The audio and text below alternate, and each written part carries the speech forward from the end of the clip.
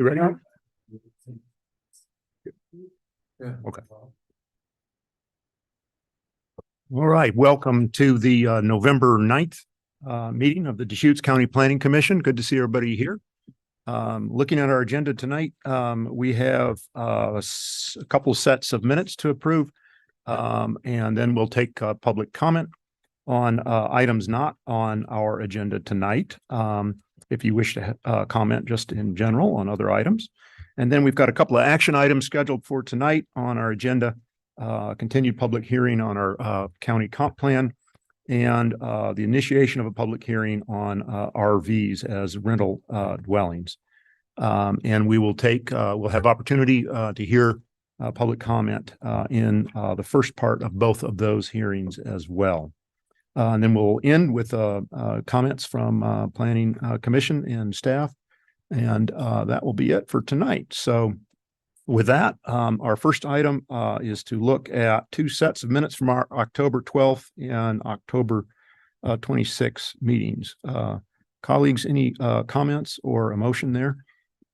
I would move to approve October 12th and October 26th. I know that Will, I believe it was Will, had made some edits or suggestions via email, or Tarek did. So with his edifications, I would move to approve. Second. Okay, moved and seconded. Any further discussion on that? Okay, seeing none, then let's see. We'll do it as a roll call. So Commissioner Cyrus, how do you vote? Aye. Commissioner Altman? Aye. Commissioner Trowbridge? Aye. Commissioner Williams? Aye. Commissioner Kelly? Aye. And I'll vote aye as well. And I should have sort of had a roll call, sorry, in the beginning of the meeting for commissioners present, Commissioner Cyrus, Commissioners Altman, Commissioners Trowbridge, Planning Commissioner Williams, and Commissioner Kelly, and me, Commissioner Hofkamp. So thank you for that, colleagues. Then next is an opportunity for public comment. Again, we would ask that these are comments not in regards to the two items specifically on the agenda tonight. So is there anybody present tonight that would like to make a public comment? Is there any online that would like to make a public comment? Okay, seeing none, we'll move on then and to our first action item. And just as a sort of a matter to help us organize tonight's hearings, could we get a show of hands for how many people are here that would like to testify, offer comment in regards to the continued hearing about our county comp plan, 2040 comp plan? Thank you. Okay. How many folks then are here to offer public comments in regards to RVs as rental dwellings, our other action item tonight? Okay. Okay. Thank you. All right. So with that, then we'll begin with the first action item. Thank you.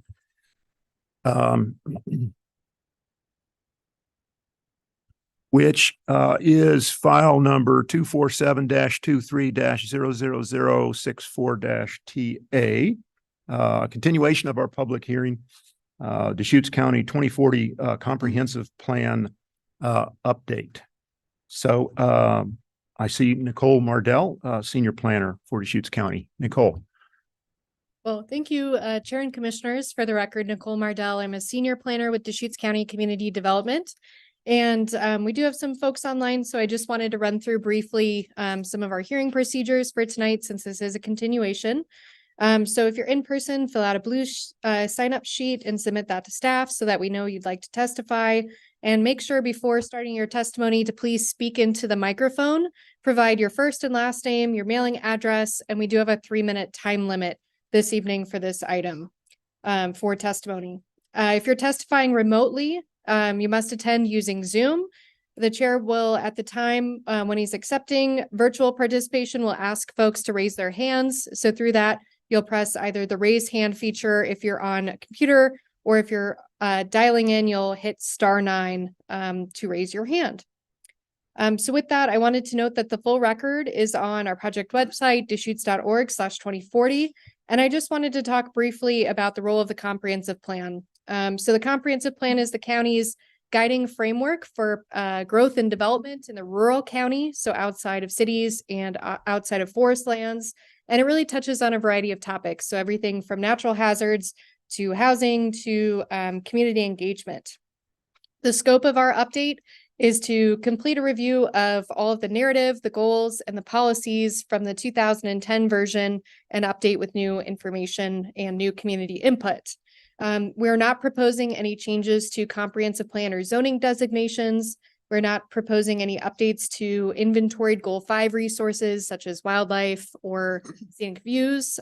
So I did want to note in the record, I had a couple questions from folks. So I did add the 2010 section that notes those inventories so that it's clear that those will remain unchanged outside of just brief formatting to make it consistent with the rest of the document.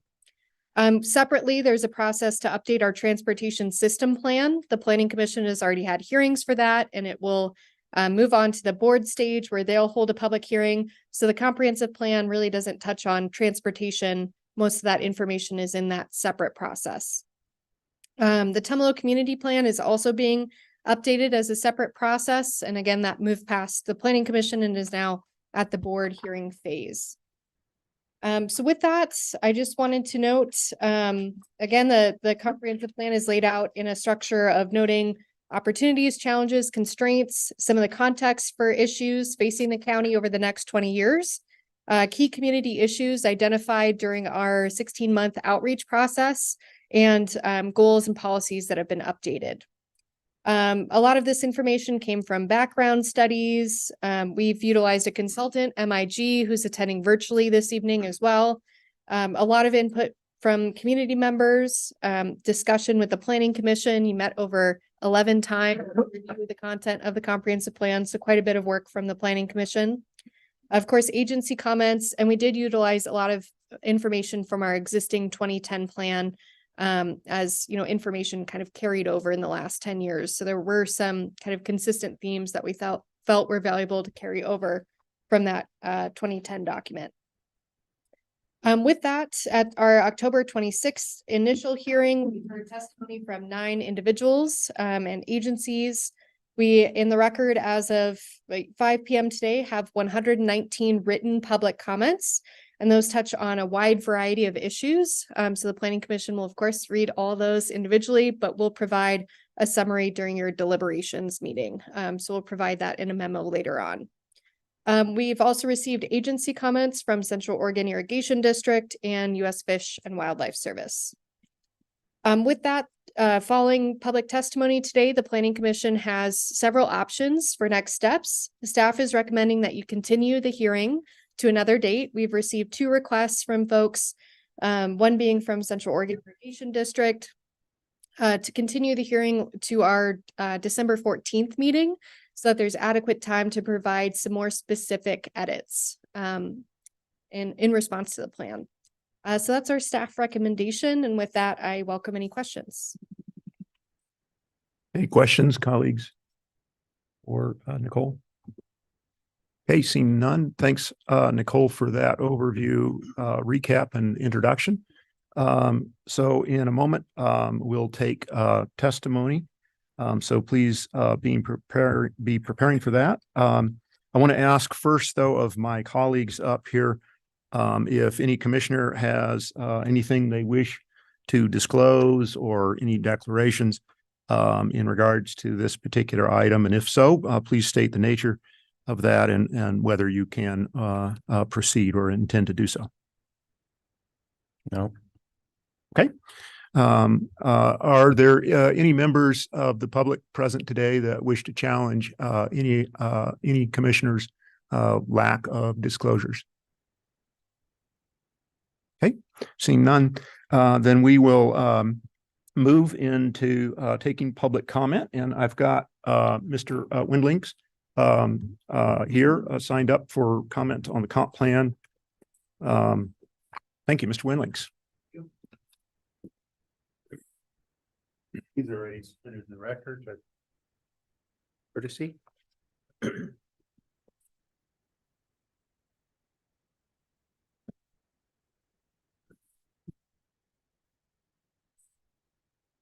Now, please ask individuals when they provide comment to come forward and state their name and address for the record, speak into the microphone. And again, as staff mentioned, please limit your comments to 3 minutes. Thank you. Randy Winlinks. I reside at 59895 Scale House Road, Bend, Oregon, 97702. Thank you for the opportunity to comment. Under Chapter 5, Natural Resources, page 61, it states currently as the proposed comp plan, a continued challenge to wildlife resources and rural development, impact on habitat, mule deer are seeing steady declines, approximately 10% each year per Oregon Department of Fish and Wildlife biologists. These decline in populations are due to a variety of factors, including but not limited to the loss of habitat, predation, and disease. I propose you refer to the Oregon study that's attached to this. Known causes of mule deer mortality, the loss of habitat is only 3% of the cause. Predation leads the study at 32%, followed by illegal harvest at 22%. Legal harvest accounts for 20% and vehicle strikes account for 18%. I propose to rewrite the language to state the decline in mule deer in accordance with the related percentages provided by ODF and W study in descending order, not reverse order, as suggested in the proposed comp plan.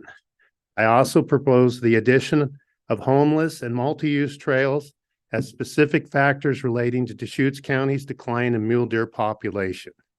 I think we need to get specific language, and I think attributing to the decline of mule deer as listed as habitat, predation, and disease is not adequate, and it's not responsible to the comp plan.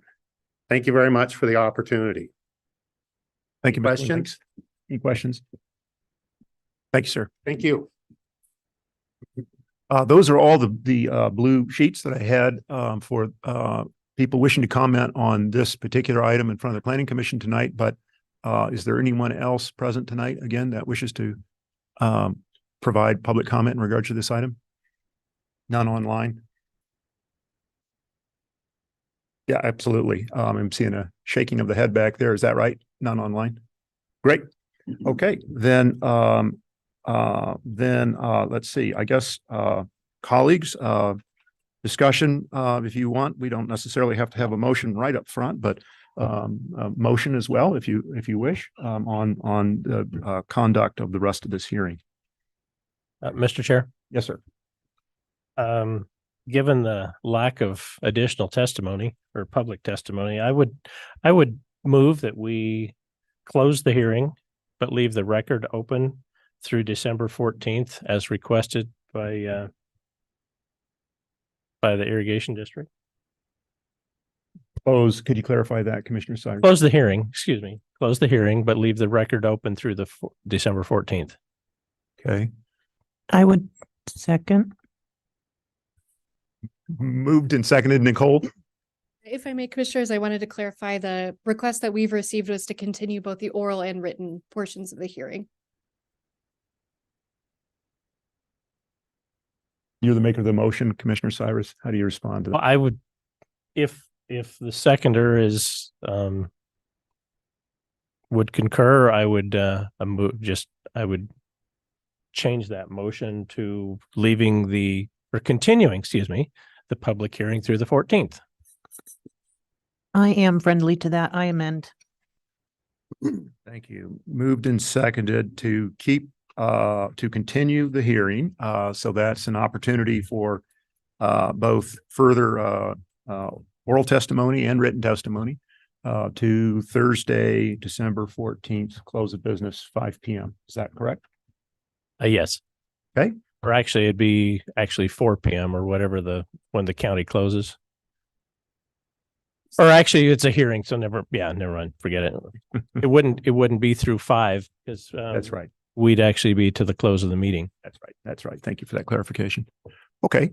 Any further comment on the motion? Seconded? No. Sure. I'd speak to that. mean, we're not on a rush to get this done.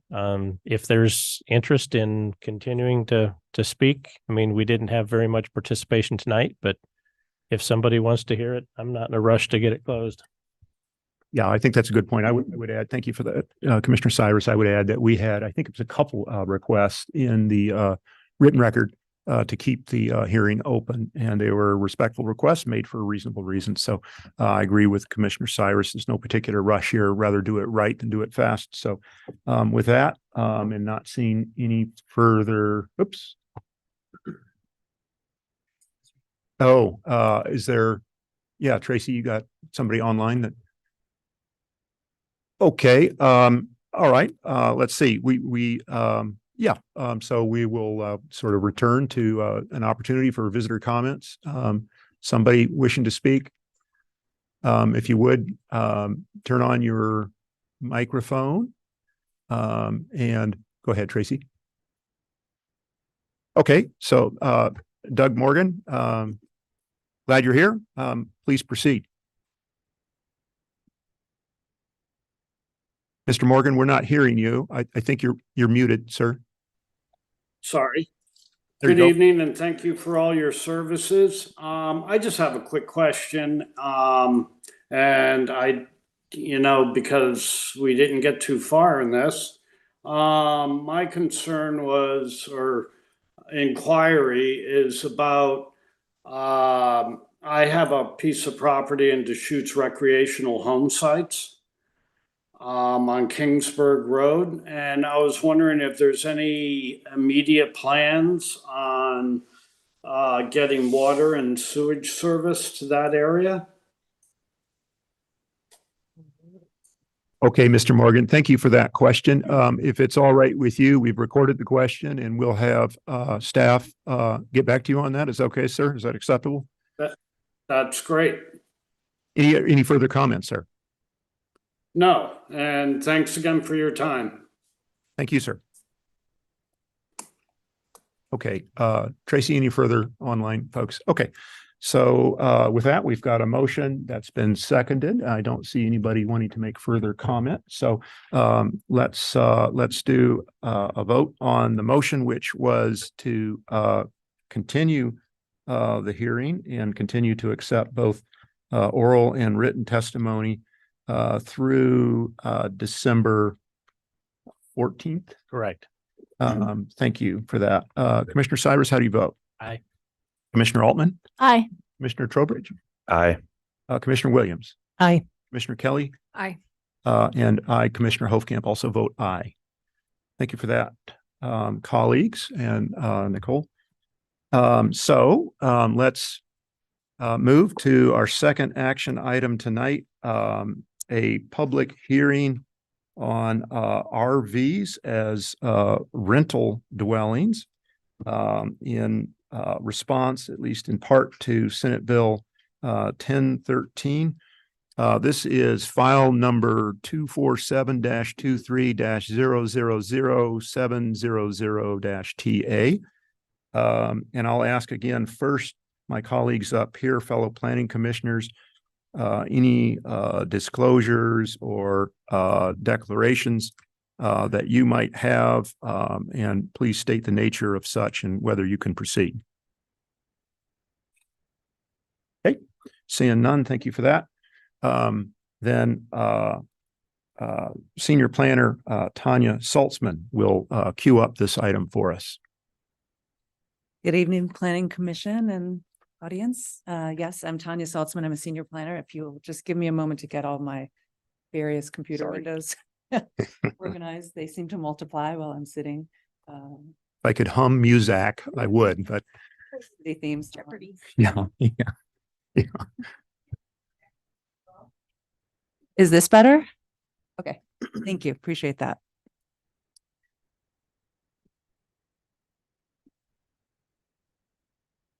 Okay, as noted, is this okay? Just yell if you can't hear me if I start drifting away from the mic. Thank you. This is the hearing for RVs as rental dwellings pursuant to Senate Bill 1013, file number 247-23-000-700-TA.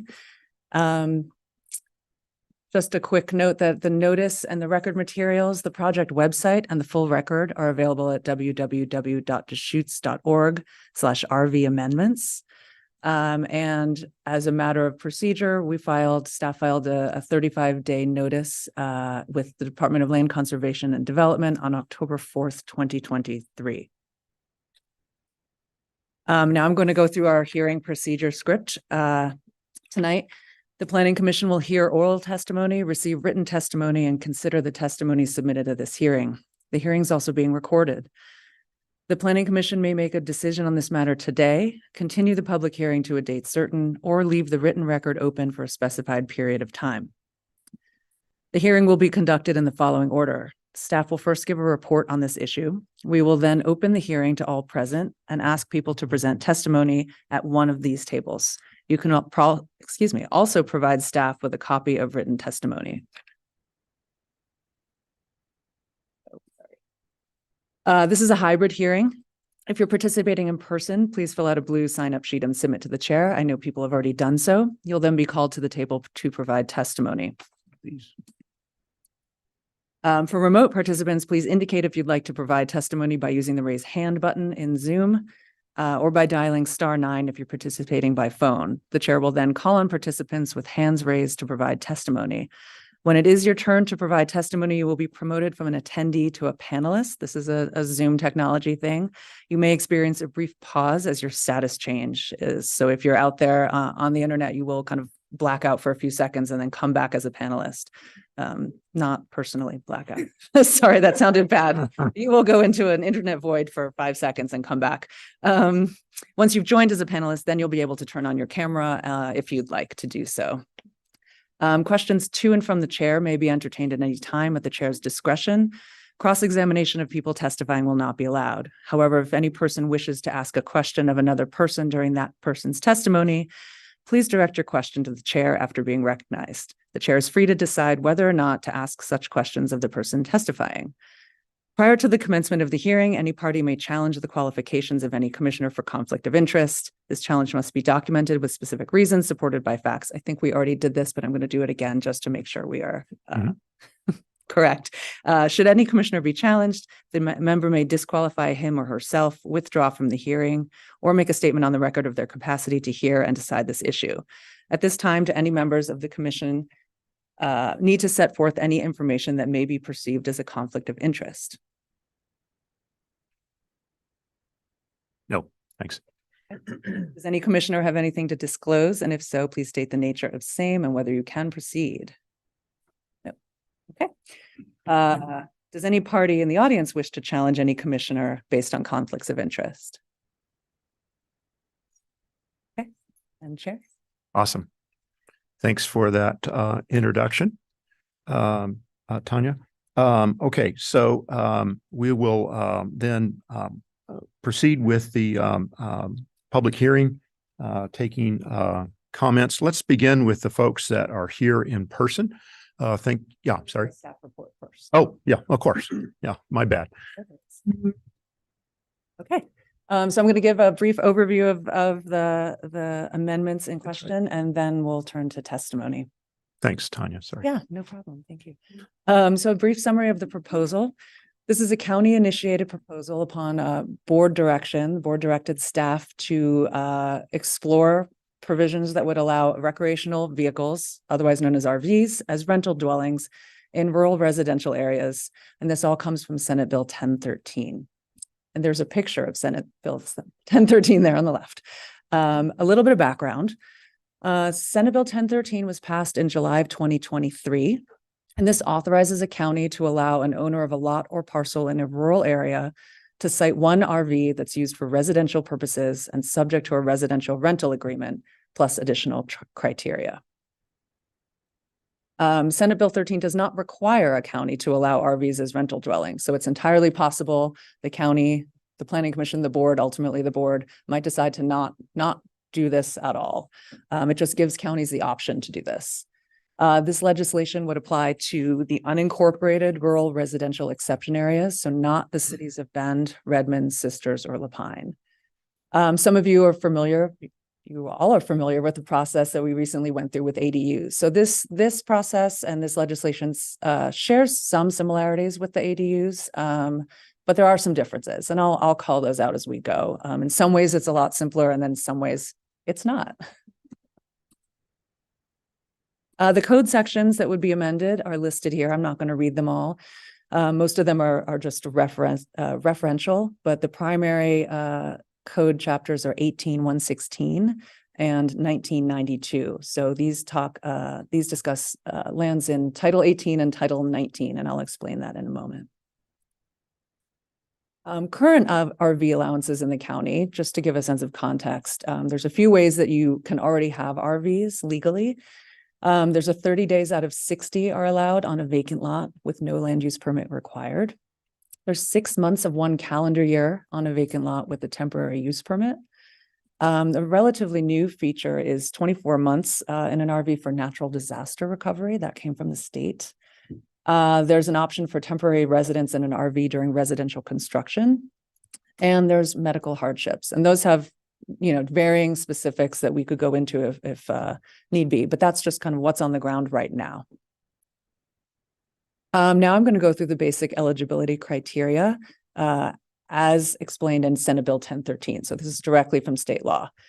In our case, this would apply to rural residential exception areas. So in the case of Deschutes County, that means RR10, MUA10, SR2.5, UAR10, and the West Side Transect zones. The first requirement is that one single family dwelling that's owner occupied as the primary residence has to already be there. So the property owner is living in their house on that lot. There can be no other dwelling units on the property, and no portion of that single family dwelling is rented as a residential tenancy. So for questions, can you also have an ADU and an RV? That would not be allowed. You kind of, the way this is structured, you get essentially one special thing. No portion of the lot or parcel can be within an urban reserve that's defined in ORS 195.137. The RV must be owned or leased by the tenant, and the property owner must provide essential services to the RV space. And I'll get into this in a little bit more detail later, but this is defined in statute as sewage disposal, water supply, electrical supply, and if required by applicable law, currently not required, any drainage system. Ooh. Okay, sorry, my computer just fried for a second. These would all be permitted by Deschutes County and inspected. And lastly, and this is a big one, the RV cannot be utilized as a short-term rental, similar to ADUs, and this all comes from state law. So the proposed amendments, I'll provide a brief summary of those. The proposed amendments are a combination of those requirements in Senate Bill 1013 that I just went over. Those are kind of non-negotiables that comes from the state law. And then there's also some staff recommendations to address other issues, mostly health and safety issues, basic fire safety, things like that. In our initial meetings with the Board of County Commissioners, we sensed a desire to keep the regulations fairly light and not extraneous, not presenting additional barriers to providing this type of housing. The goal is to provide accessible and diverse housing options. So we are starting here. That doesn't mean that's where we have to end, but we are providing this draft as a starting point, keeping the regulations relatively lighter with options to add on plenty of other things if need be. We're going to present some of those additional options. We've had a lot of internal meetings to discuss what additional things might be important to people, but ultimately the public process is what's going to determine what should be required and what shouldn't. So this is why we want to hear from people. Do you want this? Do you not want this? What kind of things are you concerned about? So we're starting with this skeleton, and we will hope to kind of build on this and shape it as we go. So the amendments modify the definition for RV. We had a somewhat antiquated definition in our code.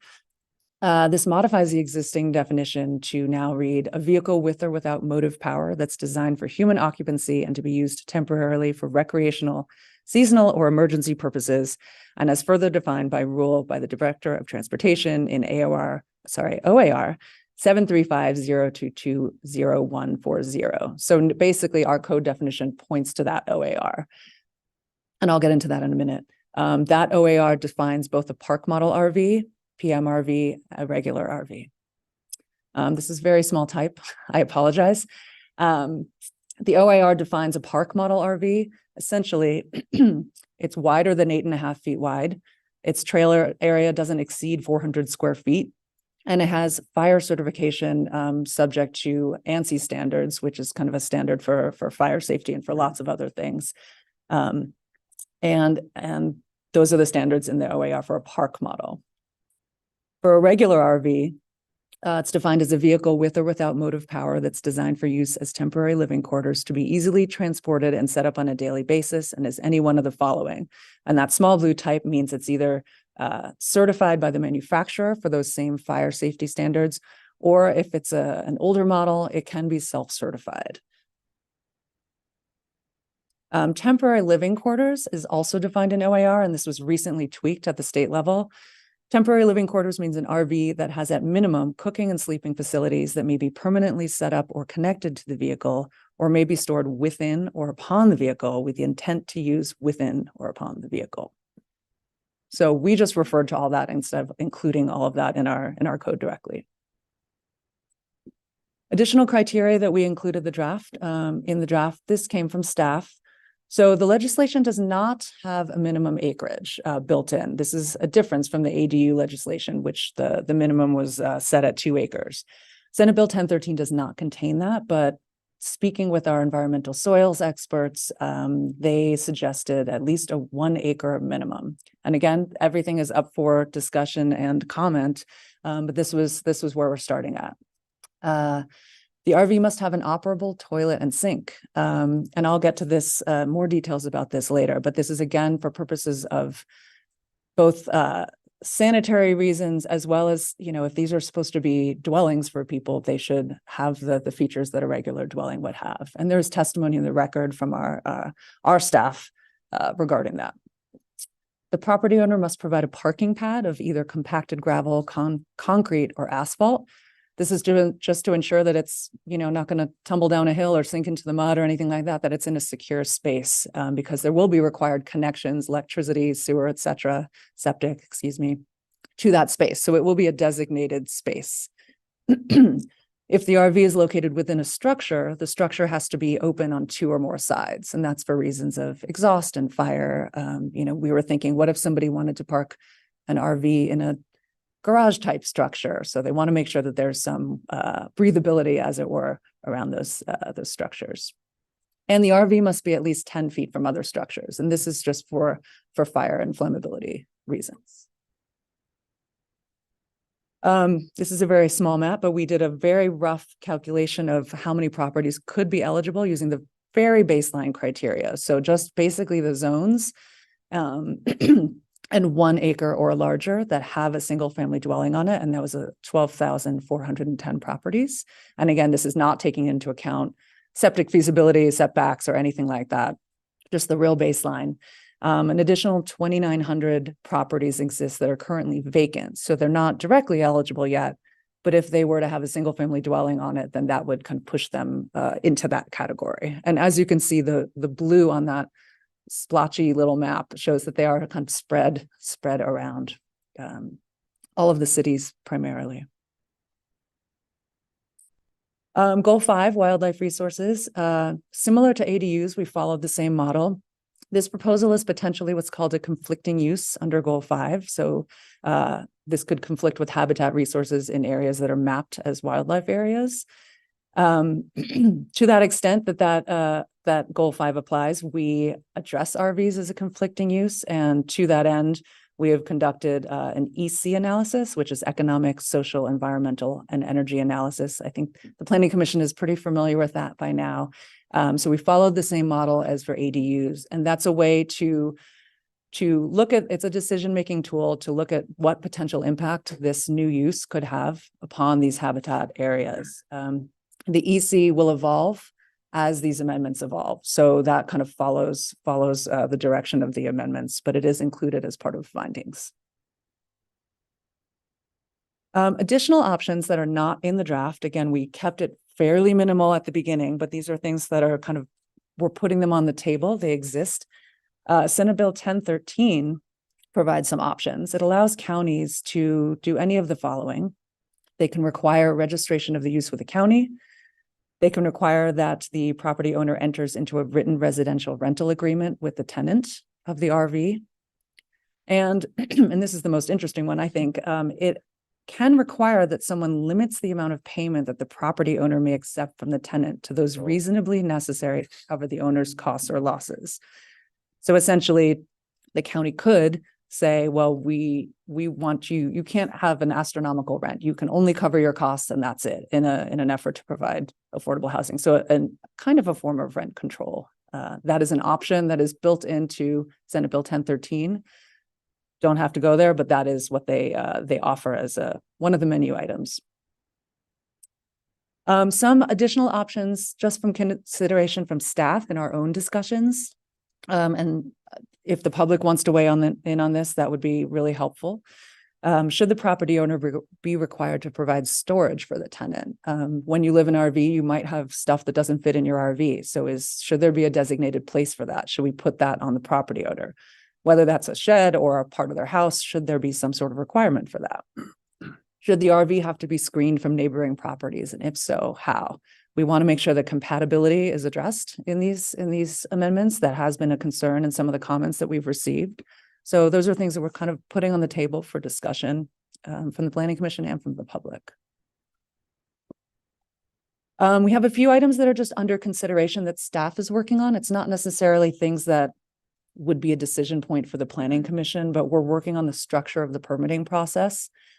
We're currently thinking, excuse me, of a two-phased permit. So the first part is for the RV pad itself. So that's where the kind of the electric hookup, the gravel, the actual space would be, making sure that's up to code and inspected.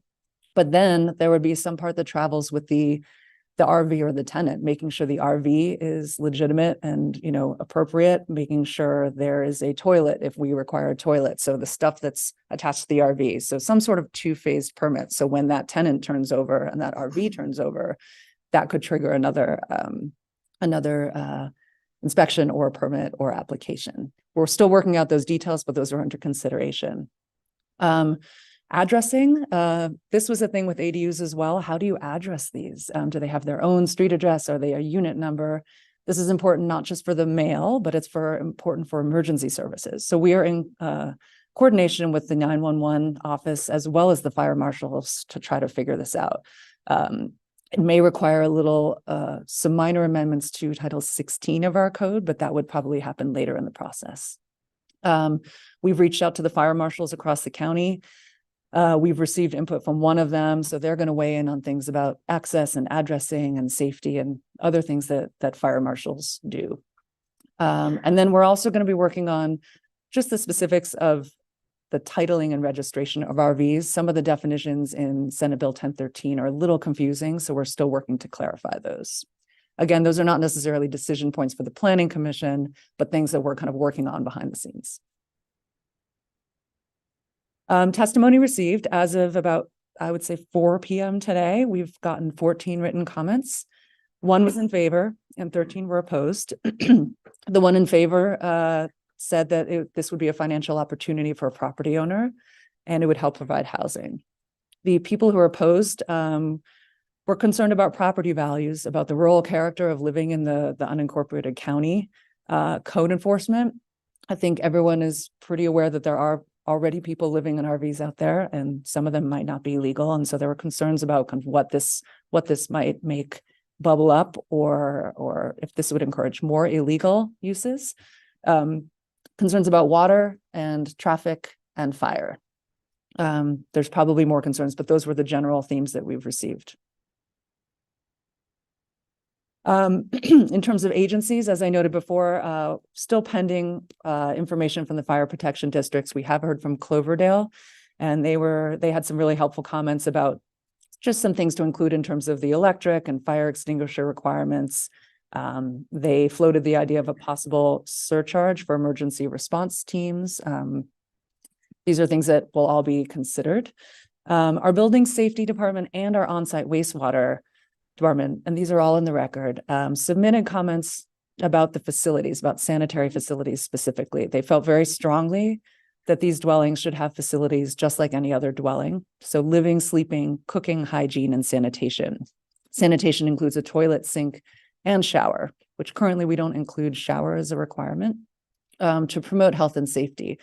And they reiterated that these are supposed to be dwellings. They're not meant to be temporary. They're meant to be where people live. So they should have those adequate facilities. And I'm happy if Planning Commission has any questions for any of these agencies, we can of course reach out to these people and have them provide testimony directly or in writing at any time.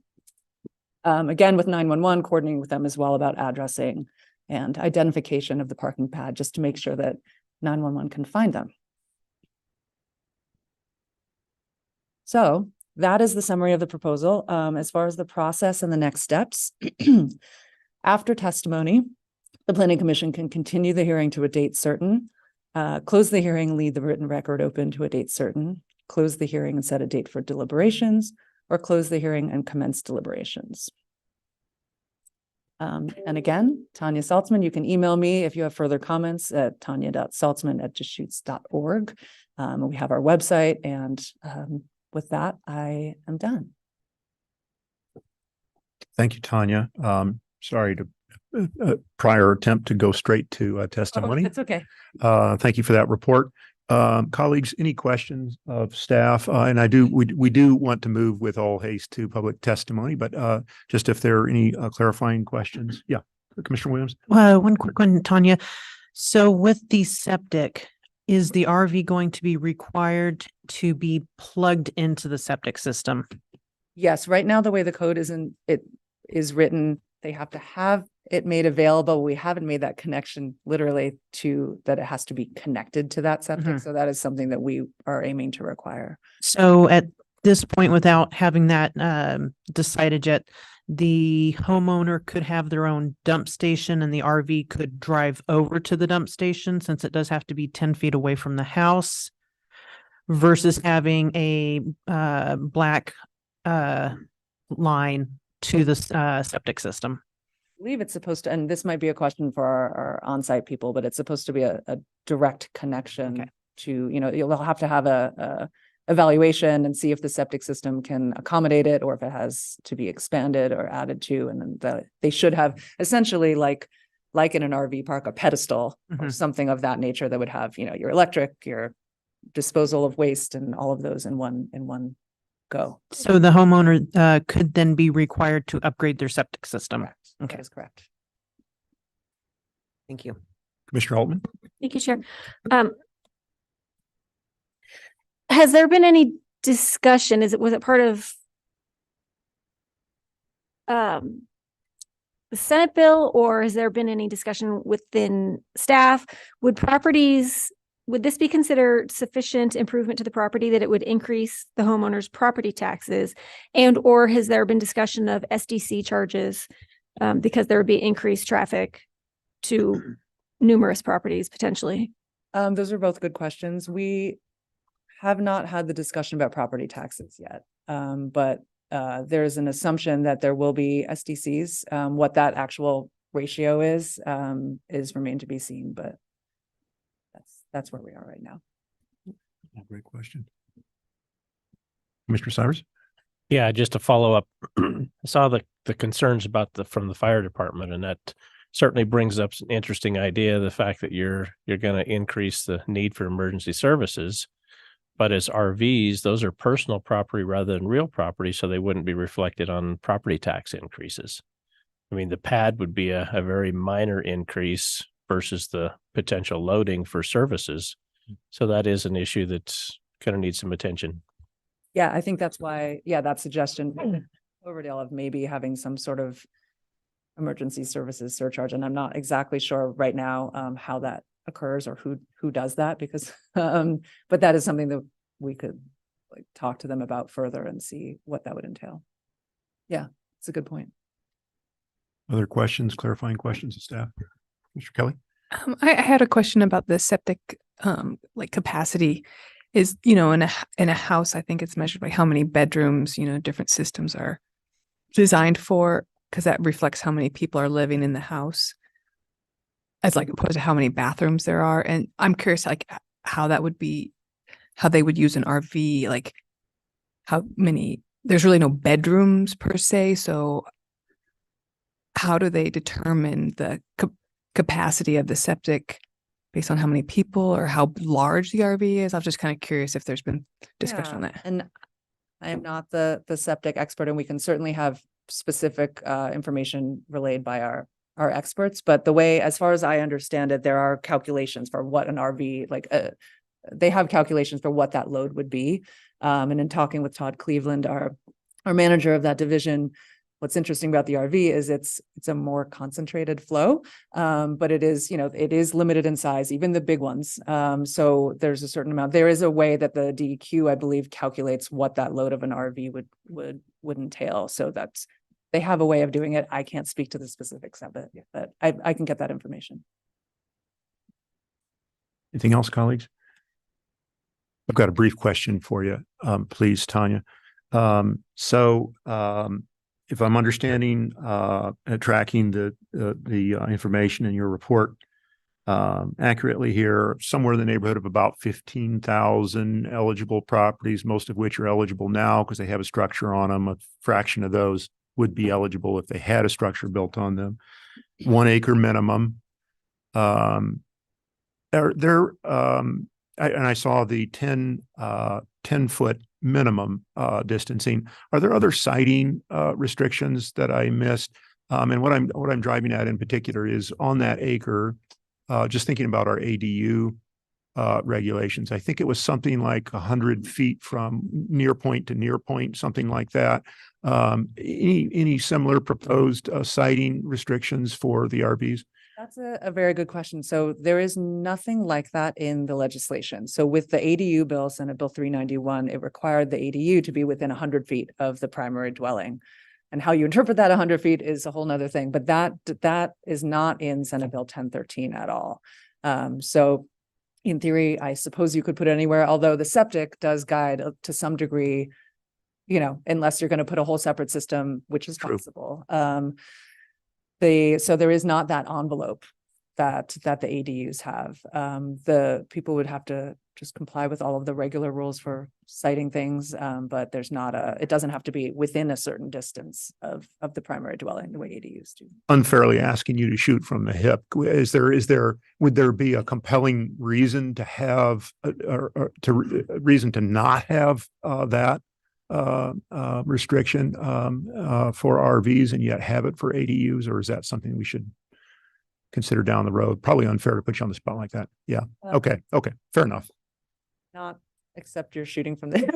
Yeah. But it's a good question. Maybe Will has some thoughts about Yeah. I see planning manager Will Groves. Will Groves. Yeah. Evening, for the record, your planning manager, Will Groves.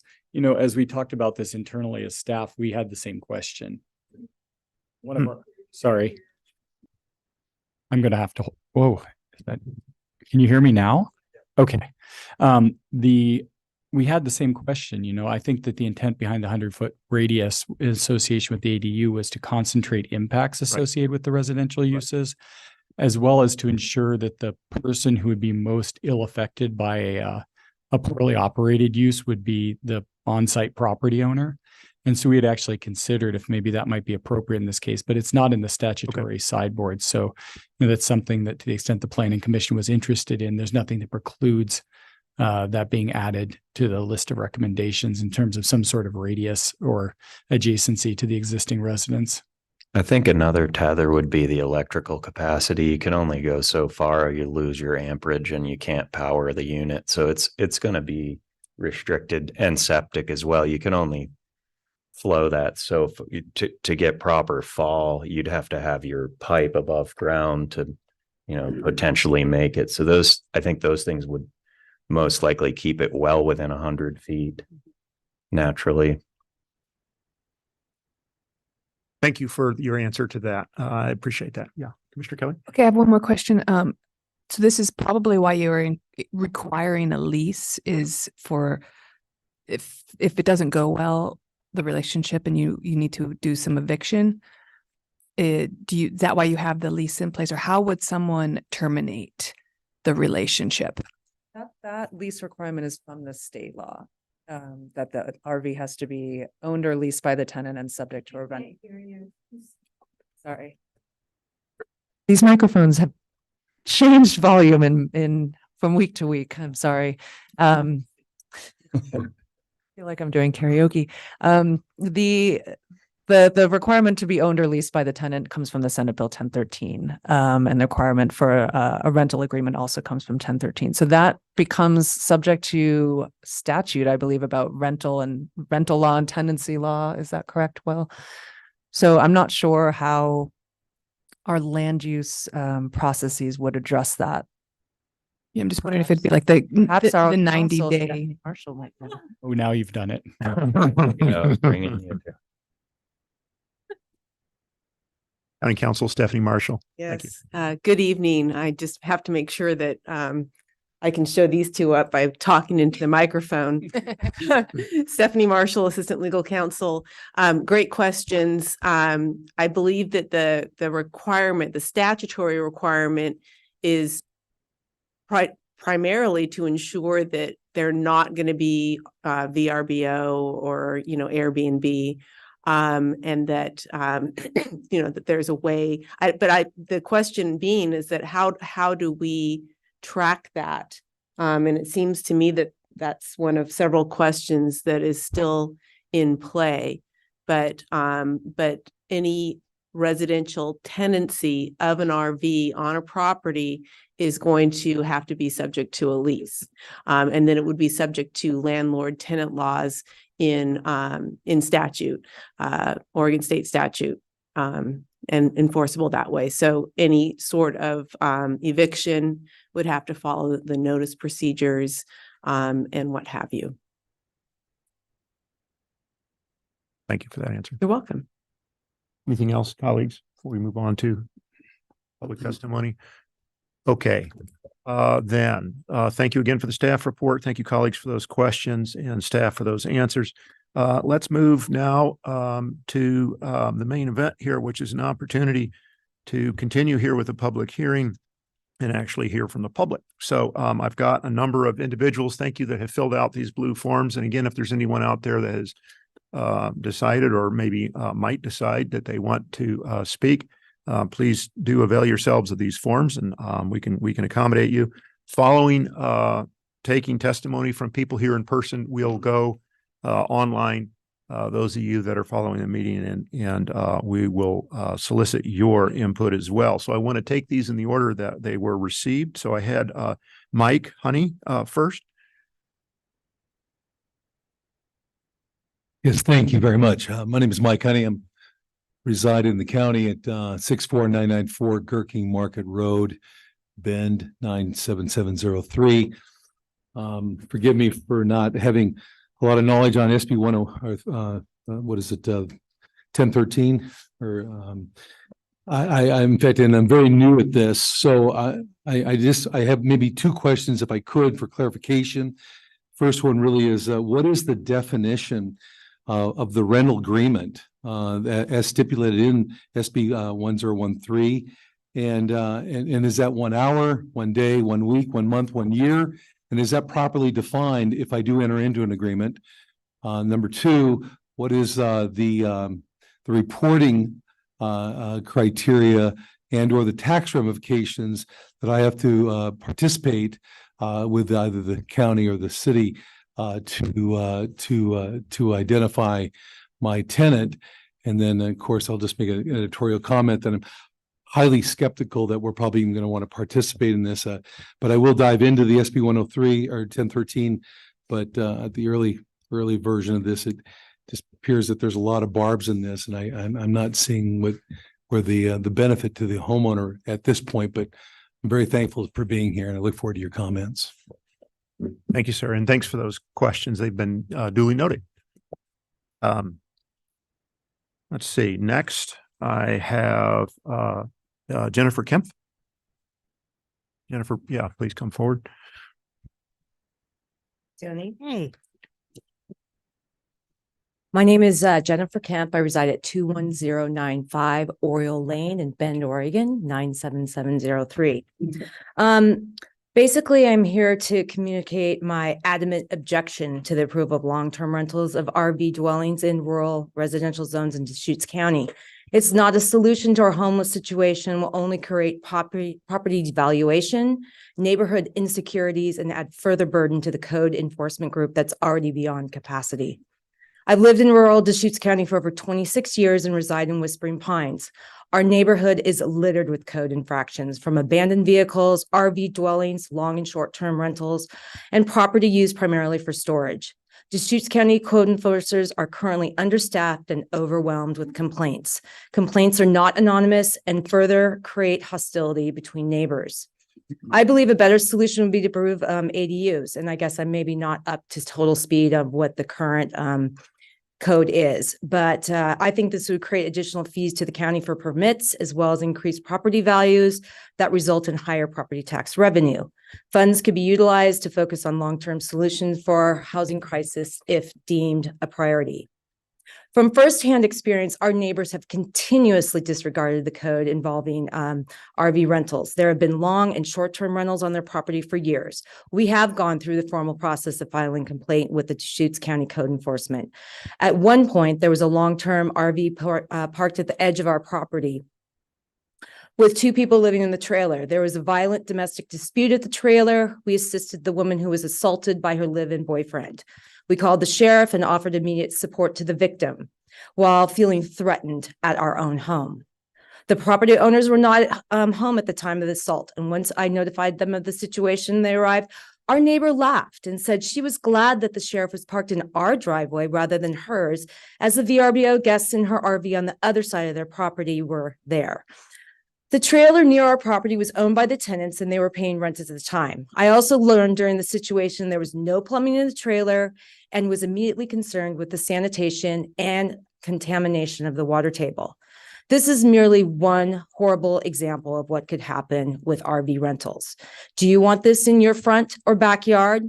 How about the possibility of putting your family in direct harm's way or a complete eyesore that devalues your property? Deschutes County Code Enforcement does not have the means to monitor whether homeowners are living on the property and providing the basic needs of water, septic, and electricity to their long-term tenants, let alone the resources to determine whether the rentals are long or short-term and if there are multiple rental units on the property. This will only create further decay of our county with broken down RVs littering rural properties and demoting the idea of the neighborhood. I believe if RVs are approved, it would open a floodgate that would be overwhelming and disastrous. I appreciate your consideration in this matter and hope that RVs continue to not be allowed to be rental units in Deschutes County. Thank you for your time and your efforts. Thank you, Ms. Kempf. And thank you, members of the audience for keeping your comments to 3 minutes. I appreciate that. So that we can get through everybody's comments tonight. Darren Ash.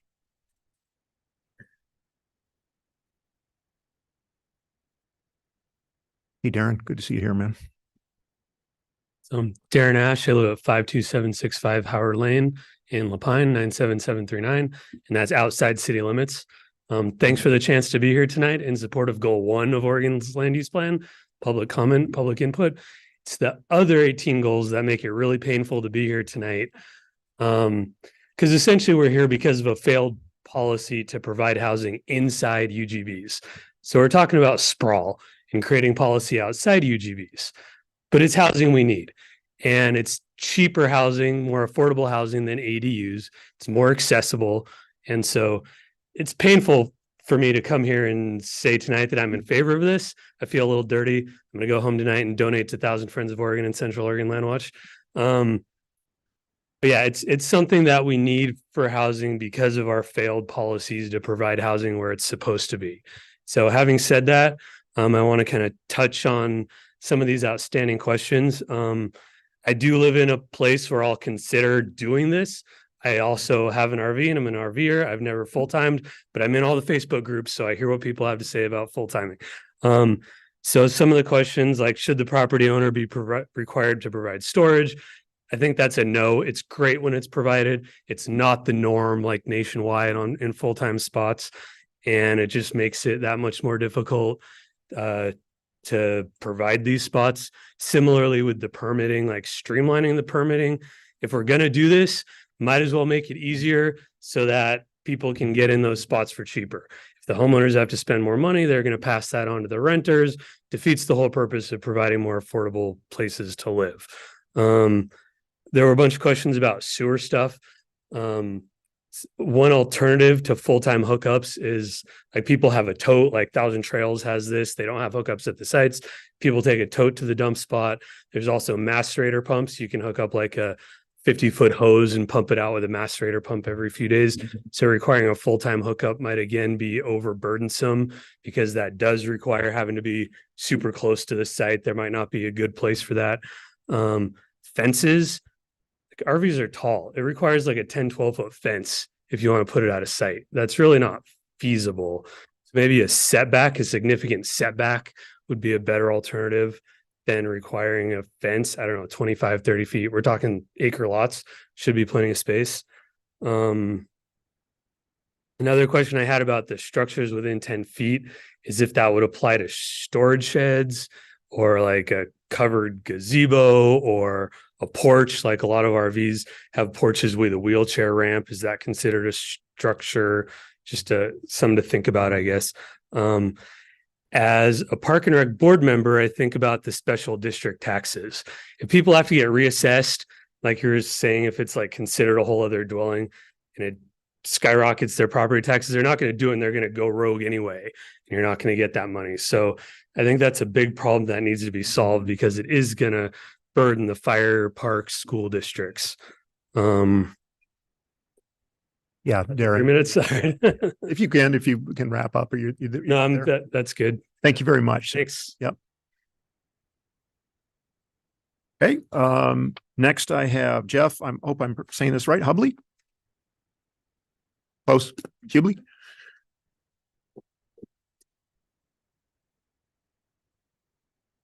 I'm Jeff Hubley, and my PO box is 141 in Terrebonne, Oregon 97760. I want to thank the Planning Commission for looking into this proposal. I think it could help many members of the community out.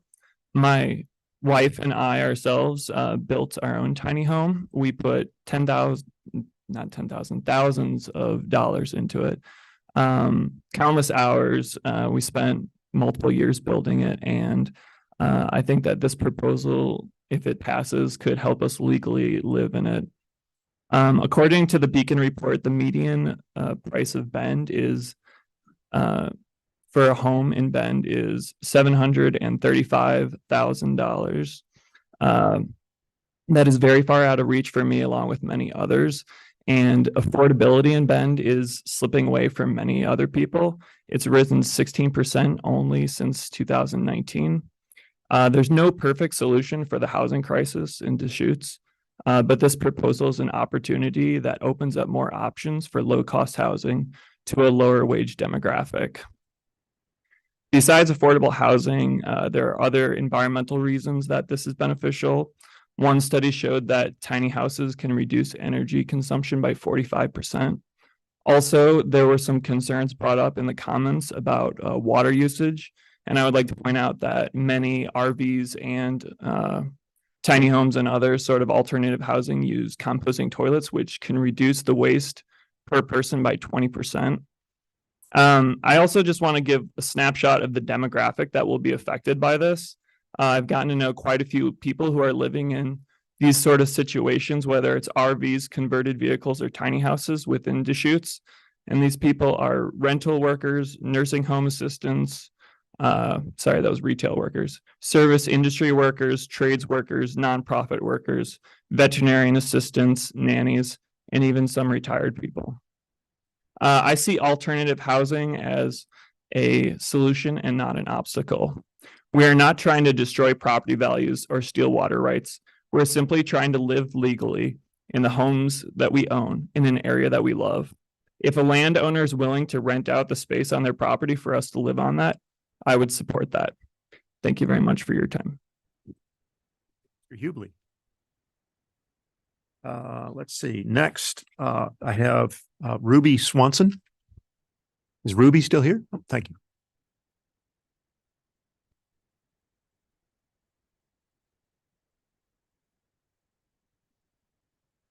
Ruby Swanson, 60451 Umatilla Circle, Bend. And I have a couple of, I'm opposed of this because there's just not enough. I do agree that if you're going to do it, it should be a minimum of an acre for sure. And I'm a huge advocate of at least having this RV at least 25 feet, within 25 feet of the main residence, and 100-foot to a 75-foot margin away from the property lines. I think that's one of the biggest offenses to a lot of people who have had people renting RVs next to their property, is that they're like right there next to their bedroom window. And it's just not right. There's a lot of issues with traffic, road maintenance. There's a gal down the street that complained that, she's got so many people renting at this one house that it's just totally ruining the road and the maintenance. And she ends up doing all the work. And I'm like, well, complain to your neighbor. And, I just feel like we got that big South End RV park. I mean, I don't know. I think it's going to be a huge taxing on, the code enforcement and the sheriff's department. I can just about bet you they're not for this because, I can't even get simple help with, trash stuff. And that's one of the things that I think should be added to that consideration is, they have to have trash pickup. There's a lot of people I live in DRW, and there's a lot of people that don't have trash pickup. They cover their trash with tarps, and then the ravens come by, they pick it. I find all kinds of trash in my yard from that, and it's only going to make it worse. And and I don't think we should have, storage. And the other big question is that what about your homeowner's insurance? I mean, you have your regular insurance, property insurance. It's like, this is going to be definitely an issue. And I think that's about it for me, but I think I'm against it. I just think it's a big can of worms that I think it's a shotgun approach, and I think that's the answer. So thank you. Thank you, Ruby. Christina Culver.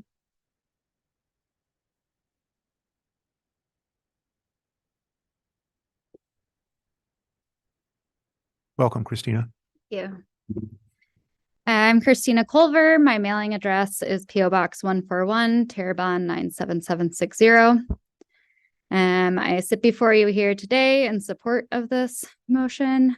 My partner and I have proudly built our own tiny house, a labor of love and accomplishment that I hold dear. This home is not just a structure, it's a symbol of resilience, creativity, and commitment to a sustainable lifestyle. It is this home that's allowed us to live in this beautiful area while working lower wage jobs, doing meaningful work that gives back to the community. And it's a proposal that can make our living arrangement and that of many others a legal reality. This proposal marks a significant stride towards fostering affordable and sustainable living options in our community. By allowing landowners in rural areas to rent out RV pads for long-term occupancy, we're acknowledging an evolving landscape of housing needs. This initiative provides an avenue for individuals to embrace an affordable, minimalist lifestyle and contribute to a more sustainable future. Limitations outlined in this proposal, such as confining properties to rural zones of 1 acre or greater and adhering to sewer, septic, and water regulations, demonstrate an approach to balancing innovative with responsible land use. This ensures the integrity of RVs as rental dwellings aligns with the principles of safety, hygiene, and environmental consciousness. It's additionally imperative to recognize the economic benefits that this proposal brings.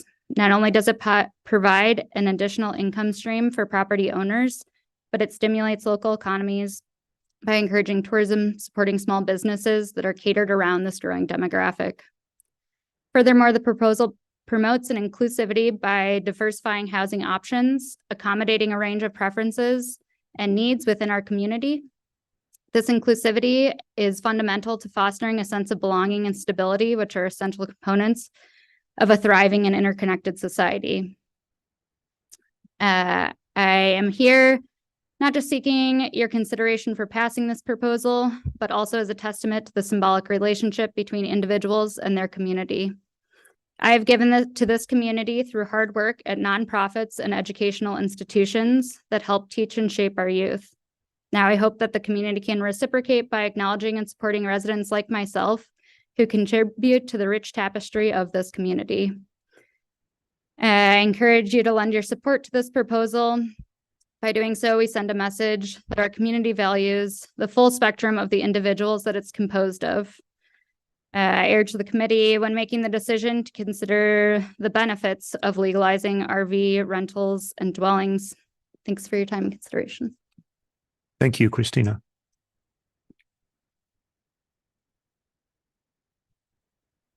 Next I have Edgar Julian Caballero.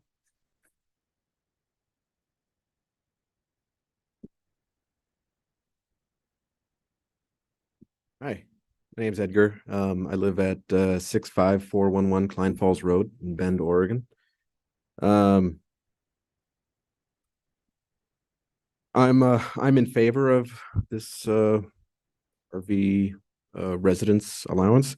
I believe that for one, it can provide additional income to property owners, myself included, as a father of 3 children in an area of the country which is expensive to live in. That would, that extra income makes a difference. Also, it's an alternative housing option for individuals. It builds greater community, or at least it has the potential to do that. Also, with regard to ADUs, building an ADU is a significant expense. And so having an RV or a tiny house would allow property owners like myself to not have to invest that much money to have additional income.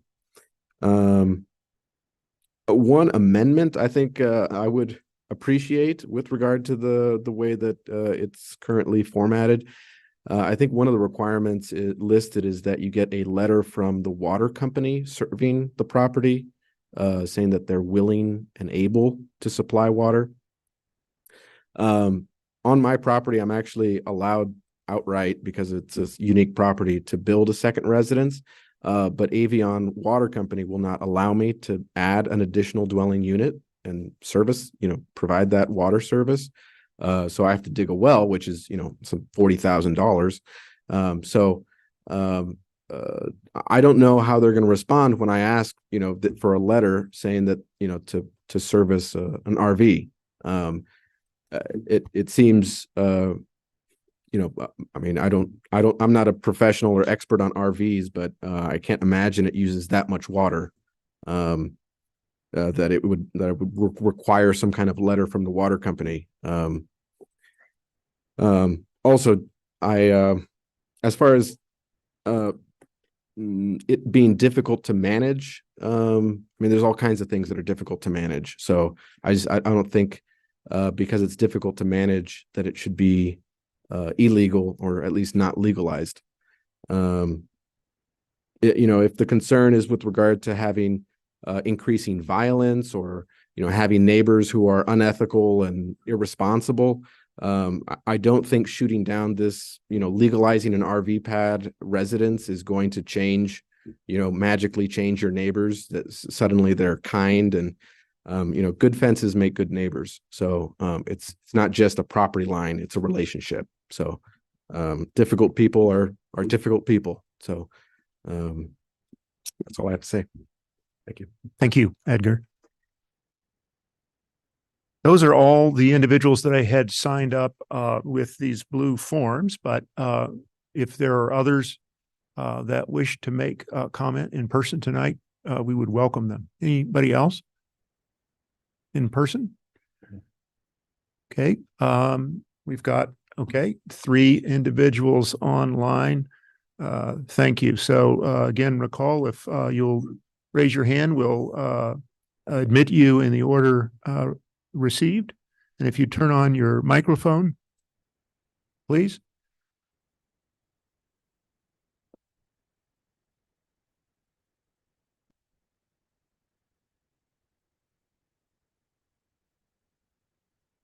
Hello, my name is Alexis Stevens. I reside in the county at 17001 West Drive, Lapine.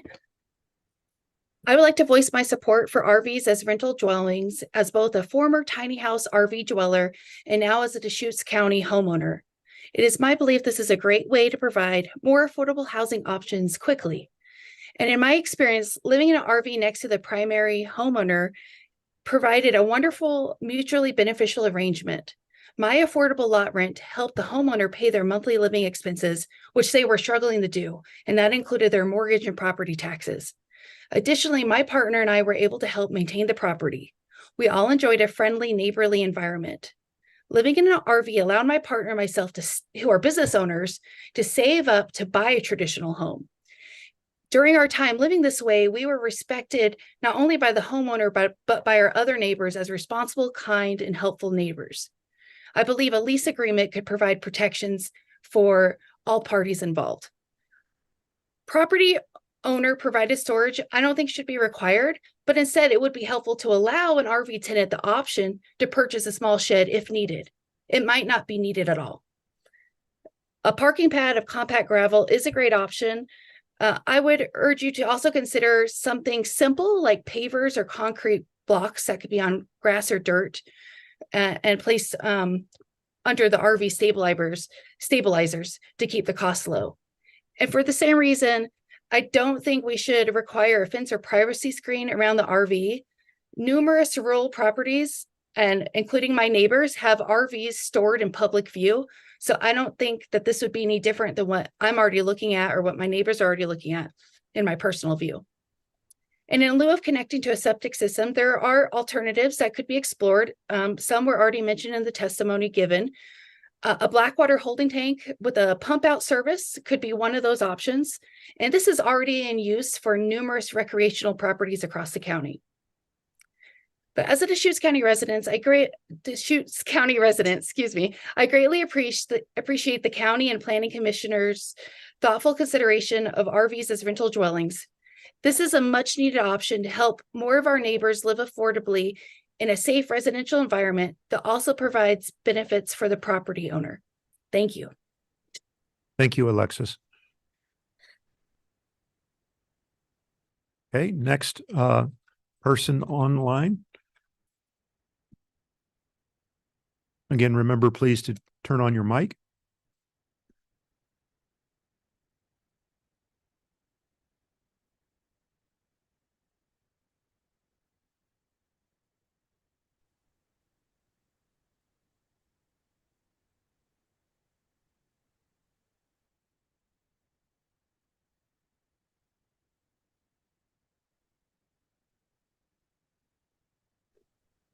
Good evening. My name is Nunzi Gould. I think the issue that is really before Deschutes County is that it does not have RV parks. And I would encourage the county to think of the development of RV parks in lieu of this amendment. I think the enforcement of what is being proposed is outside of the realm and capabilities of our county. And just to give you an example, one of the last people to testify, Mr. Caballero's tiny home already got moved onto his 3-acre MUA 10 lot. That's addition to the platform dwelling that's there and his own dwelling that's there. And code enforcement has not upheld the code currently. The biggest challenge is how the county goes about creating code and its actual follow-up to actually implement the code. The county does not implement code. Code is complaint enforced. And that's why I come to this by saying if the county had an RV park, it would have all the appropriate fire, life, safety, septic, water, all the various things that go with it.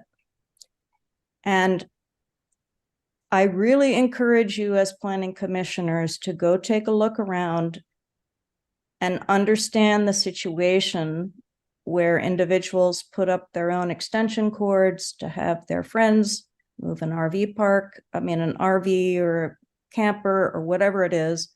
The life, health, and safety standards really are not being met. Again, the other reason to have an RV park.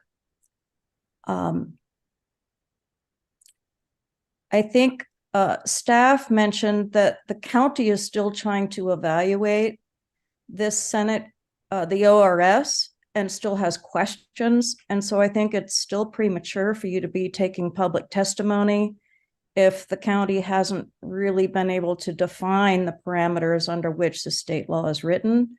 And I would urge the Planning Commission to think about the fact that the county can have stricter standards than state law and doesn't have to actually implement this state law. And I would defer by encouraging you to think about what type of housing the county needs. And there's word in this that talks about accessible housing. I don't know if you're referring to ADA. It talks about affordable housing. And I think you need to define what it is you're trying to house, what price you're trying to house, and then if this measure would actually get you there to be accounting for it. And I think right now this is kind of a runaway horse. And we're seeing this within our community, and the county doesn't really have a grip on what currently is occurring. So I think getting community development to implement the codes we already have before it starts creating loosey-goosey wording that is not defined. Thank you. Thank you, Dunzi.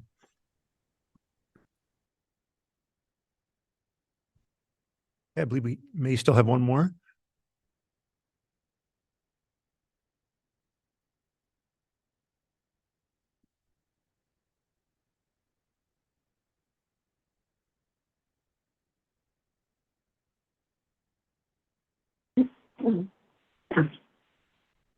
Hello, this is Susie Hart.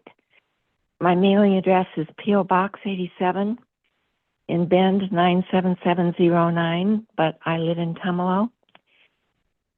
And I think the intent to try to help ease the affordable housing crisis is honorable, but I agree there are a lot of considerations that need to be taken into consideration if this were to become something that would truly be beneficial, not only to people needing affordable housing, but to the property owner and to the communities in which this would occur. One thing that is of concern to me is, as a longtime owner of tenant renting to tenants from other property that I own, I go and attend the Central Oregon Rental Owners Association meetings to keep updated on the laws regarding landlord-tenant laws. And there are a lot of things that need to be taken into consideration. When I was younger and didn't have much experience, it was a horrible experience to be a landlord and not really know how to take care of the property and to deal with tenants that were unreasonable. And I find that so many people that want to have a rental, they don't think of it as a job. They just think it's something easy that you can do. And they are, like I was when I was younger, at totally unprepared to be a landlord. Fortunately, I've learned, but that's not the case for all these people that would just be starting. Secondly, I'm confused. I hear people testifying saying that this would provide income for the property owner, which is much needed. And yet I thought I heard that part of the law would be that you cannot make money off of this. You can only cover your expenses. So I think that's very confusing. And with anything else, like a standard manufactured home, there are architectural standards that need to be met. But I haven't heard anything about that being mentioned for these RVs or tiny homes. And if you look around and see the people that are living in some of these structures, they can be in pretty bad condition and quite an eyesore. I do think that other things other than a concrete pad need to be considered, and even gravel, because we're experiencing drought, we're experiencing increased heat, and every bit of stone and cement that is used only adds to that problem. I'm also concerned about lighting and dark sky, keeping our skies as dark as possible. And I do think the consideration of mobile home parks, in light of people not knowing how to be landlords, is a good option possibly, because then you would have professional management with someone that's required to know how to deal with situations. So anyway, those are my comments, and thank you for your time. Thank you, Susie. Okay, do we have any more, no more virtual comments? Did anybody reconsider in person and wish to make comments now? Okay, seeing none, then colleagues, I don't know if you, again, if you want to go straight to a motion or if you want to discuss options. There are usual options. We can continue the hearing to a date certain. We can close this hearing, leave the written record open to a date certain. We can close the hearing entirely and set a date for deliberations, or we can close the hearing now and commence deliberations. Yeah, Commissioner Altman. We make a motion to do Yeah. that. May I ask a question of staff? Absolutely. Yeah. Tanya. There were a few comments about tiny homes, and I'm just wondering if there is actually a definition of a tiny home other than an RV that the county has been presented with or is considering. That's a very good question. And I'm thinking about that myself right now. And I don't know, Will, if you have any thoughts on this, but it needs to meet that definition that's in the ORS, which let me go back to. Should I jump in here? Sure. So the statute requires that these be titled by the DMV. And so there's two types of things that can be titled by the DMV. There are recreational vehicles that are either powered or not and under 8 feet in width, 8.5 feet in width. And then there's a park model RV, which is also titled by the DMV and is more than 8.5 feet in width. So frequently when people mention tiny homes, they're referring to either very small homes that are built on site or things that they've sort of cobbled together outside of, any sort of titling or manufacturing process. Some of that small text that Tanya in the beginning showed you was there's a requirement that these RVs, in order to be eligible for this program, have to be certified under certain fire safety standards, ANSI or NF, National Fire something or other. A1195. Yes, so there's standards that are associated with these. So when people say tiny homes, it falls into one of these categories as either a manufactured home, which has a HUD label, an RV, which the DMV is willing to title, or something somebody built in their backyard, which couldn't be used for this purpose. Mr. Chair? Oh, yeah. Commissioner Cyrus? At this point, I would move to continue the hearing through December 14th. Okay, motion to continue the hearing. I would second. Okay, moved and seconded. Thanks for the second, Commissioner Williams. Did you want to make comment on that? Certainly. I guess it seems to me that the general public, different things I've seen, social media, et cetera, the public is just now becoming aware that we're even discussing this. And I think this would allow some time for essentially word to get out, more promotion, more opportunity for people to form an opinion and weigh in. And hopefully we see half a room full of people on the 14th. Any other comments? Sorry. Commissioner Williams? I'm in agreement. This was brought about, I think, fairly suddenly. And there is a lot of input on social media that I've been reading. And I don't, this was kind of like the first we heard of it, here's the packet. And normally we have a little more, it seems, build up to it. So I think there are some people that are going to want to give their opinion. Okay, other comments on the motion before we vote on it? I'm always of two minds about these kinds of things. Kind of when we hear this testimony and we read the written record and stuff, I'm eager to kind of hear what my colleagues think and jump right in there while the iron's still hot. And I know that a lot of people are, engaged and eager right now, but same time, excellent point that it's just kind of just now floating to the surface, and there's probably a lot more input that we can take. So I would encourage people, and I intend to support the motion, but I would encourage people to stay engaged. And the written testimony is available on the county's hearings website. So you can go in and have access to the written testimony. Please, even though we may, if the motion passes, continue this hearing, stay engaged and help us continue to kind of formulate our thoughts here. So any other comments, colleagues? Yeah, Commissioner Williams. And Tanya, you had mentioned that the county is trying to iron multiple things out still. I'm going to doubt that this will be ironed out by December 14th. Thank you. I believe there's a raised hand right now. So well, let's have an answer to the question, and then we'll go to the raised. A lot of these things I think are going to evolve, like for instance, the permitting structure. I think that's going to just be happening in the background throughout the whole thing. It's more on the implementation side. I don't think it would, while there might be some words to that effect put in the code, ultimately, I don't think it's going to be a decision point that would drive this process. Okay.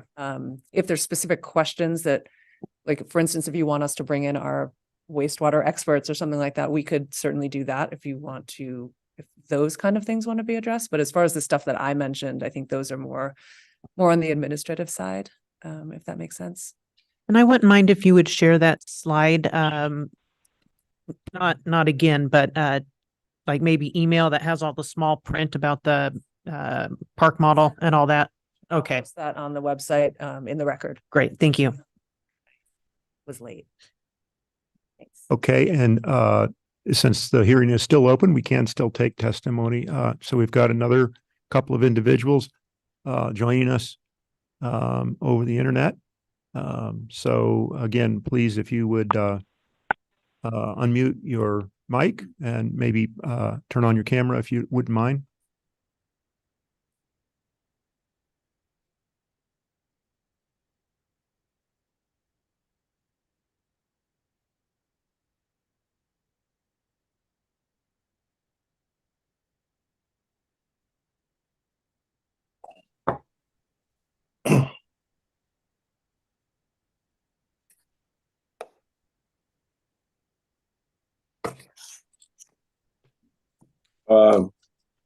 Can I talk now? Yeah, we hear you, Guy. Go ahead. Okay, my name is Guy Vernon. I'm well familiar with this subject. I own a mobile home park and lived in Deschutes County for over 30 years. And the only thing I would say is the practice of living in RVs on a permanent basis is, it's everywhere. There's a need for it. Elder people move in with their kids. Kids move in with their parents. There's just unlimited. And so my suggestion was that you come up with a standard to allow this in order to make sure that they're hooked up safely. And I think that this board is governed with trying to keep public safety. And when without some sort of a regulation to allow this, what happens is that they don't have the proper electrical, they don't have the proper sewer, water. And I think if you give people the option to take a legal way forward, you will you'll just save yourself a lot of trouble and hopefully keep people from living in unsafe conditions. Thanks for that input, Guy. Thank you for listening. Okay, and do we have another individual zooming in? Great.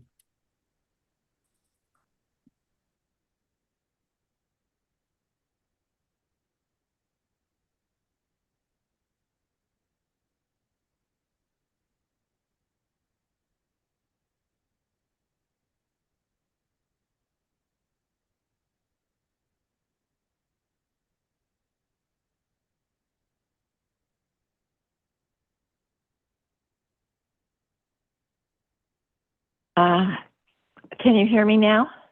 We can. Okay. This is Susie Hart again.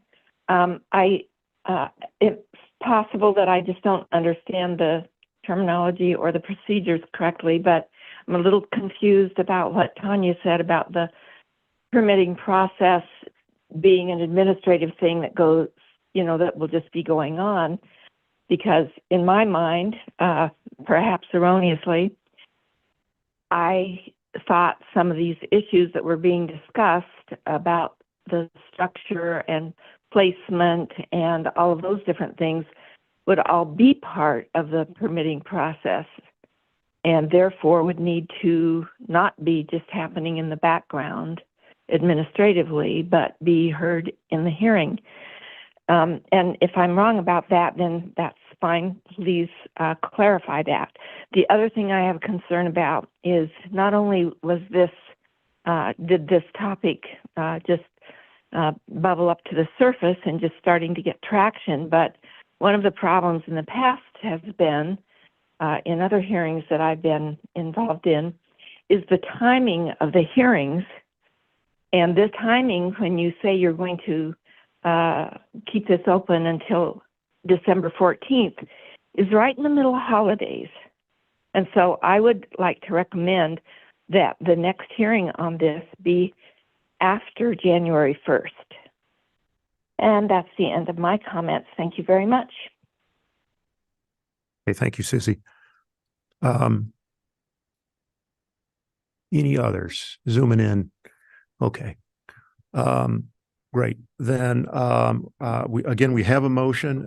It's been seconded to continue the hearing for obviously both oral and written testimony until a date certain, and that date is December 14. That's correct. Any further comments on that? Questions of staff while they're here? Colleagues, Commissioner Williams? Are we on a time crunch to get an answer on this? And the main reason I ask is if we did postpone until our first January meeting, we would possibly be moving forward with deliberations on the Comp 2040 plan on the 14th. So we're not in a crazy hurry. Mr. Chairman, members of the Planning Commission, Peter Gutowski, Community Development Director. The Planning Commission has already continued the comprehensive plan update for a hearing on December 14th. And so staff would not be in a position to start deliberations in December. Okay. And so there'll be a whole conversation with Nicole and Will and staff regarding how to prepare for eventual deliberations for the comp plan. So I don't want to jump the gun there, but ultimately there's no timeline set for either the comprehensive plan update or Senate Bill 1013 and RVs as a rental dwelling. I think it would, my suggestion would be have the hearing on December 14th, experience the testimony, Ms. Hart is not incorrect. It is, we are entering the end of the calendar year and the holidays are approaching. But the planning commission can make a decision on the 14th, how you want to handle the hearings process. And if you find that it's beneficial and the level of interest is still continuing, you can certainly continue it to your first meeting in January. So I think from a momentum standpoint, we have one last meeting scheduled for the calendar year, and staff is very supportive of certainly the motion on the floor. Commissioner Cyrus. Yeah, I might add, I mean, we've had 2 hearings tonight and it's still a little after 7. I mean, I would anticipate the 14th may be similarly, even with 2 hearings scheduled, maybe it's still a short night. So if there's people that want to participate on the 14th, I mean, if there's need or push for it, we can certainly, as Peter had said, continue it. And I do expect more written testimony. I find a lot of people, and I appreciate the written testimony. I do read every single comment. I make notes about it. So I do expect more written testimony. Is there anything else on the calendar other than comp plan update, hearing continue, and possibly this? Mr. Chairman, no, those are the only 2 items scheduled for the 14th. Okay, and is that right? Were you going to say something? Add something? Okay. Does that seem, well, we've heard that it seems appropriate from the staff perspective. So are we ready to vote on the motion? Okay, then let's vote on the motion to continue the hearing for file number 247 230007000 TA concerning RVs as rental dwellings, text amendments until December 14th. Commissioner Cyrus. Aye. Commissioner Altman. Aye. Commissioner Trowbridge. Aye. Commissioner Williams. Aye. Commissioner Kelly. Aye. Okay, and I'll also vote aye. Commissioner Hofkamp. So motion carries unanimously. Thank you, colleagues. Thank you especially to all of you staying here with us tonight and for your excellent testimony. May I? And again, please stay engaged. Oh, and I'm sorry. Yeah, staff, final word. Editorial, I just, we were sort of, I just really want to thank everybody for their testimony. It was super helpful, really specific, like really, really, really value it. And it's, as I take my notes, like these are things we asked for to get input on and you're giving it to us. So this is fantastic. So just thank you for that. Yeah, it's well said. And I mean, my mind, like my colleagues' minds are open and we're listening, and your testimony is what's shaping our thinking. So please keep it coming. Thank you then. Any other word on this item before we move on, staff? Nothing? Okay.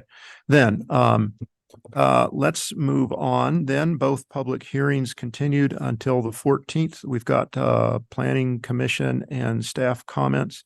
Let's let staff go first. Any comments from staff? Again, Will Groves, your planning manager. Also want to echo Tanya's sentiment here. You know, I deeply appreciate our regulars who show up to many planning commission meetings, but it's nice to see different faces in the audience. This mic's cursed.